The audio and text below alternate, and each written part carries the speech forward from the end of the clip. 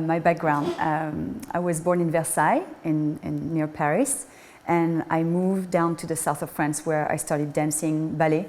So from the age of 8 till now, I'm a ballerina. And I was trained with someone that was coming from the Conservatory of Nice in the south of France. And I've been studying with teachers from Cuba and Russia as well, and a lot of people from the Conservatory of south of France. At the age of 14 years old, I discovered modern dancing that was very abstract and very different from the ballet energy. And then at last, at 16 years old, I discovered jazz. So I discovered jazz very late in life. So, when I discovered jazz, then I discovered the whole work of commercial as well, and the whole work of cabaret. I decided to go work in a foreign country, in Japan, and I started just working in Japan, and suddenly everything, the culture made sense to dance, because suddenly you just have different dancers with the different roots, having the same movement, having the same word as you, through movement, through dance, through the body language. And so that was an awakening for me, just to be thinking, okay, well, by traveling, you're just going to encounter, and then just get wider into the knowledge of dance and knowledge of why this dance is like this, or why people are thinking like that, why are they dancing like that. And so it was just really interesting to start traveling and just meeting all those different choreographers and way of moving. For example, in Japan, I respect a lot the Buto, the dance of darkness, and that is an element that is the symbol of Japan after the war, after the bomb, and it just has so much depth into it.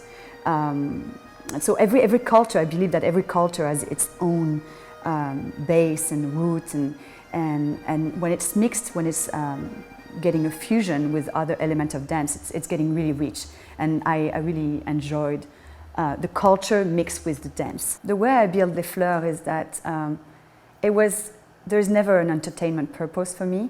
There's always an artistic purpose. So everything that I do will come from a real place in my heart, and something that is obvious to me. So I put Les Fleurs d'Essence together just because I had the right people around me, the right element, few choreographies, and a purpose just to put a show together, just to develop a production, because I'm interested in production and not just choreography. And so, and it was just pretty obvious and logical as it went. And I didn't even know if I want to put a cabaret together. It was just, well, there's this element and that choreography and those numbers are ready. They're ready to go. Well, let's make it a show. Let's develop the idea. And it just really, because I had to put a name on it, that I just started just going, well, it's a cabaret because that's what I know. It's a variety of numbers with a different energy, with a different message, but it's still surrounded by sensuality and beauty and art. And so, well, let's call it cabaret. Is there a message with Les Fleurs d'Essence? I believe that all dance are a message. It's very symbolic, and to me, the profound place of choreography is coming from a concept, and it's coming from who is putting it together. So pretty much from the person that is putting it. So me, for example, with a concept through a beautiful talent. So I choose my artist in the way that they can just really give the choreography, the movement, the symbol, to the audience, and it needs to be just really well done. And I need those beautiful trained dancers that are just right there, refined, and because the show is about that. And so the message was more about there is layers in a concept and layers in what you see in the result. What you see maybe, okay, it's sexy, but what's behind? And that's the process of the mind of when you create, is that it's coming from a very deep place, and it may be just very not so obvious in the end, but it has layers. And if you understand the message, then you will get it, and you will get it the way you think of life or you think of things. So, but there is definitely there's definitely a message of, of quality, of beauty, of depth.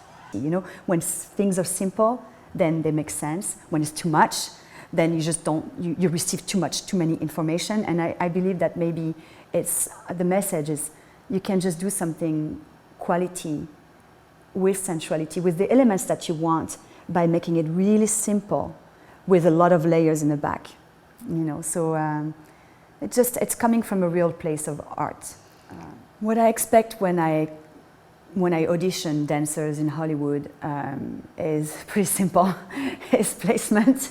You know, it's someone that is going to look beautiful, and I'm going to be very explicit with that. I'm looking for someone that has the quality of a trained dancer, meaning the port, the way they carry themselves. You know, it's basics element of ballet, pretty much. You have it or you don't. You know, and then even in the physicality, they need to have just the right element, the right color of hair. I'm not asking for triple color of hair. You know, the right body type, with just perfect and natural body type. And it's pretty much coming from ballet. I'm going always to the roots. When I see ballerinas, I see pretty much the profile of my dancers. Because to me, when you have the training, when you have the placement, you have the body, because you're so serious with your placement and your work that you train also your body, you train your mind. And so it's a whole, you know, they are very thin, they are very placed, they are very proper, they are very refined in the way they carry themselves. In Los Angeles, unfortunately, it's very limited in Los Angeles, because the quality of the dancers, we don't see a lot of dancers in that caliber. So to me, I'm very difficult also, I have difficult taste. So you know, if I see 50 dancers, then maybe 3 or 4 will just make it, just because they have exactly what I'm looking for. The rest is pretty much just a bunch of people that are making a lot of wind, a lot of noise, a lot of, you know, it's very chaotic in a way, just because they're thinking too much. They're thinking too much hair, too much color, too much makeup, too much clothes, too much, because maybe that's what the entertainment asks for, or too much tricks, or too much. And what I'm looking for is just the right place, you know, and you find it with trained dancers. What I see on television makes me cringe, and it's really hard to say, but it's coming from a real good place.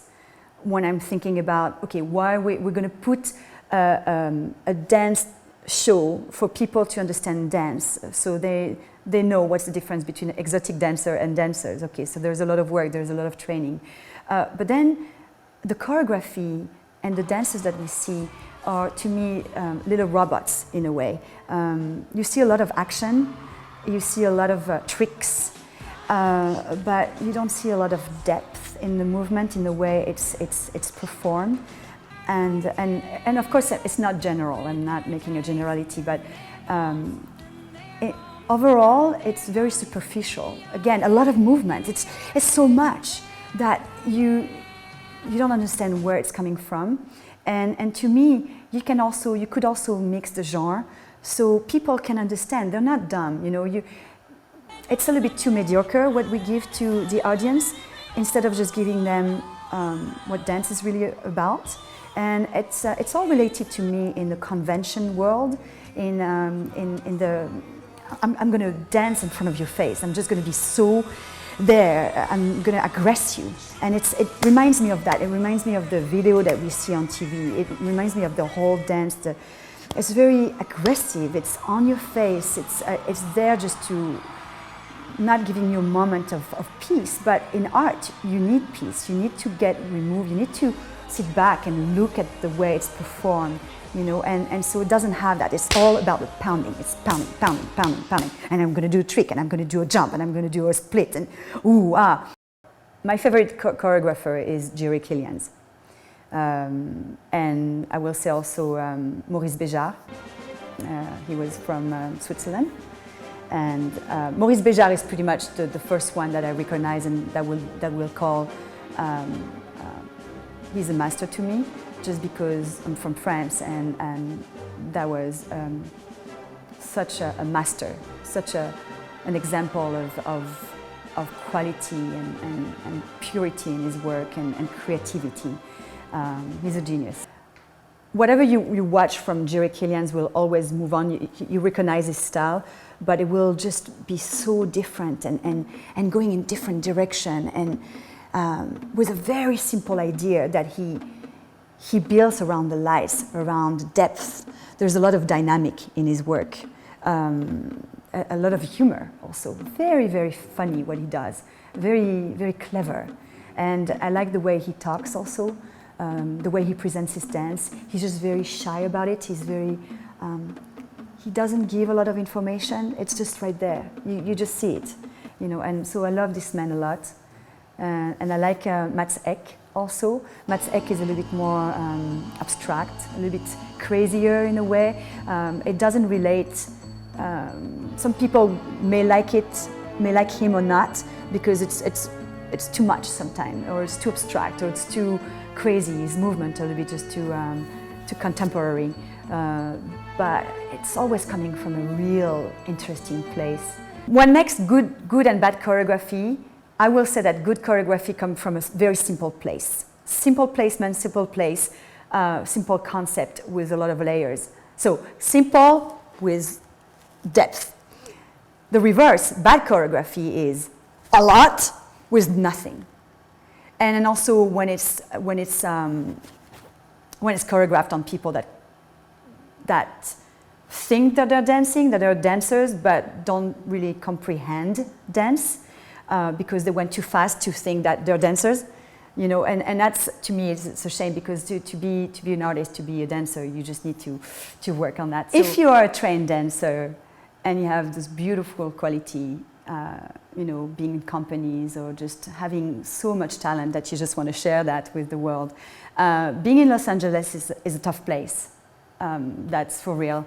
You please keep your essence alive, and you, of course, I think it's interesting to go into the commercial avenue and to try to do movies and to try to do commercial, because it's interesting. Everything is interesting, but keep your essence, keep your real training alive, and get out of the city as soon as you feel lazy, or, you know, as soon as you have a hint or doubt, just get out of the city, because the city can eat your artistry. It can just eat you alive, just because it's so easy, it's so simple. It makes you become a little robot in a way, because you go to an audition, you get a job, you do the job in 2 days, you're done. And so it's just very quick. It's productivity, you know.